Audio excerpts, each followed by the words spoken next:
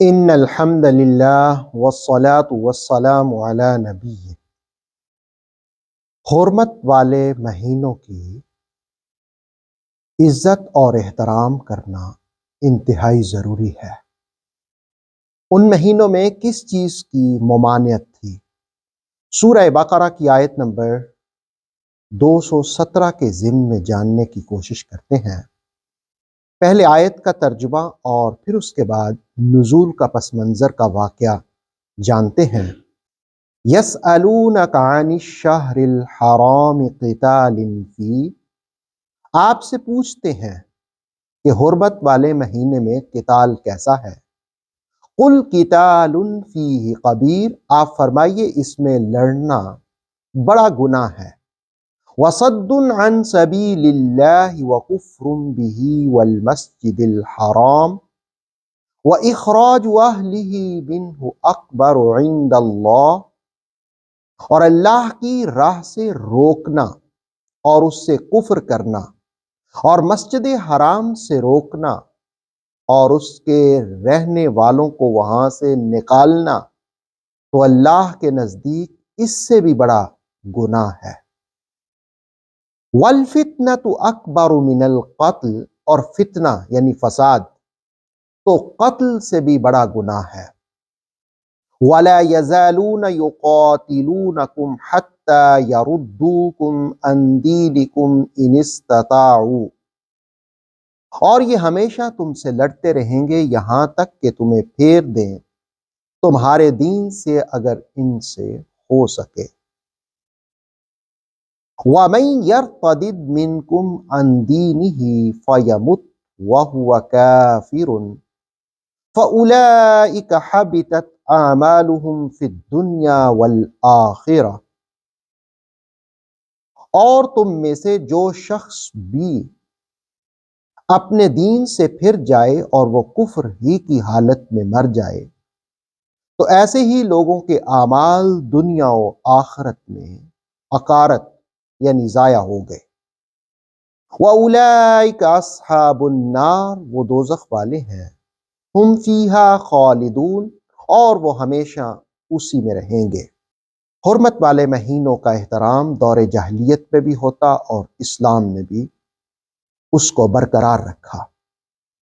اس آیہ مقدسہ کے شان نزول کے حوالے سے، تفسیر نعیمی کے حوالے سے، تفسیر تبصرہ میں ہے کہ ہجرت کے دوسرے سال غزوہ بدر سے 2 ماہ قبل رسول کریم صلی اللہ علیہ وآلہ وسلم نے اپنے پھوپھی ذات یعنی عبداللہ بن جہش رضی اللہ تعالی عنہ کو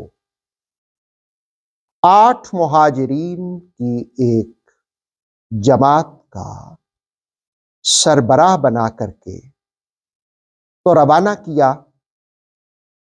قریش کا ایک تجارتی قافلہ گزرنے والا تھا تو وہاں اس کی خبر لانے کے لیے رسول کریم صلی اللہ تعالی علیہ وسلم نے ایک فرمان مبارک بھی لکھوایا اور وہ خط ان کو دیا اور کہا کہ عبداللہ، تم نے یہ خط 2 دن بعد پڑھنا ہے۔ تو جس وقت وہ 2 دن گزرے تو انہوں نے خط پڑھا تو اس فرمان میں یہ بات لکھی ہوئی تھی کہ بطن نخلا میں پہنچ کر قریش کے قافلے کی خبر لو اور جو تمہارے ساتھ جا سکے اسے ساتھ لے جانا اور جو نہ جا سکے اسے مجبور نہ کرنا۔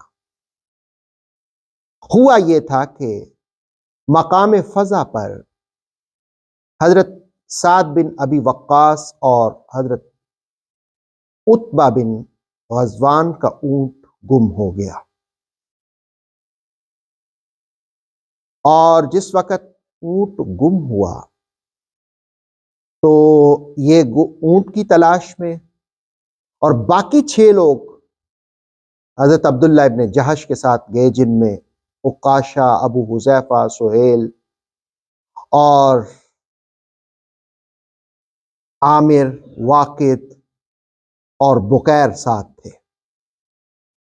جس وقت یہ بطن نخلہ طائف اور مکہ کی درمیانی منزل ہے، وہاں پہنچے تو جمادی الثانی کی آخری تاریخ تھی۔ قریش کا تجارتی قافلہ گزر رہا تھا۔ انہوں نے کہا کہ اگر ایک دن گزر گیا تو رجب یعنی حرمت والا مہینہ شروع ہو جائے گا، لہٰذا آج ان پر حملہ کرتے ہیں۔ تو عبداللہ بن جہش نے ساتھیوں کی مدد سے ان پر حملہ کیا، مال غنیمت بھی لیا، کچھ گرفتار بھی کیا، رسول اللہ علیہ الصلوۃ والسلام کی خدمت میں حاضر ہوئے۔ تو دراصل جس وقت انہوں نے حملہ کیا وہ یہ سمجھ رہے تھے کہ یہ جمادی الثانی کی آخری تاریخ ہے، جبکہ رجب کا مہینہ یعنی 29 پہ چاند شروع ہو گیا تھا، 29 پہ چاند نکل آیا اور رجب کا مہینہ شروع ہو گیا تھا۔ اس پر اہل مکہ نے اور کفار نے پروپیگنڈا شروع کر دیا کہ مسلمان تو حرمت والے مہینوں کا بھی خیال نہیں کرتے اور اس میں بھی لڑتے ہیں۔ تو اس پر رسول اللہ علیہ الصلوۃ والسلام نے فرمایا کہ میں نے تمہیں خبر لانے کے لیے بھیجا تھا، جنگ کرنے کے لیے نہیں۔ تو اس پر پھر عبداللہ بن جہش تھوڑے پریشان ہوئے۔ اللہ رب العالمین نے یہ آیت نازل کی جس میں حرمت والے مہینوں کا تذکرہ ہوا۔ اگرچہ اس کو پہلا سریہ بھی کہا جاتا ہے، اور ابن کثیر نے یہ بات بھی لکھی کہ اس لشکر کا پہلا سربراہ ابو عبیدہ بن جراح کو مقرر کیا گیا، لیکن وہ رسول اللہ علیہ الصلوۃ والسلام کے فراق کو برداشت نہ کر سکے اور رونے لگے، تو پھر رسول اللہ علیہ الصلوۃ والسلام نے عبداللہ بن جہش کو مقرر کیا۔ آیہ کریمہ ہمیں سکھاتی ہے کہ حرمت والے مہینوں میں لڑائی جھگڑا قتال منع ہے، اور دوسری بات یہ سکھاتی ہے کہ اللہ کی راہ سے روکنا بھی مناسب نہیں ہے، مسجد حرام سے روکنا بھی درست نہیں ہے، یہ بھی گناہ ہے، اور فتنہ کرنا یہ بھی گناہ ہے۔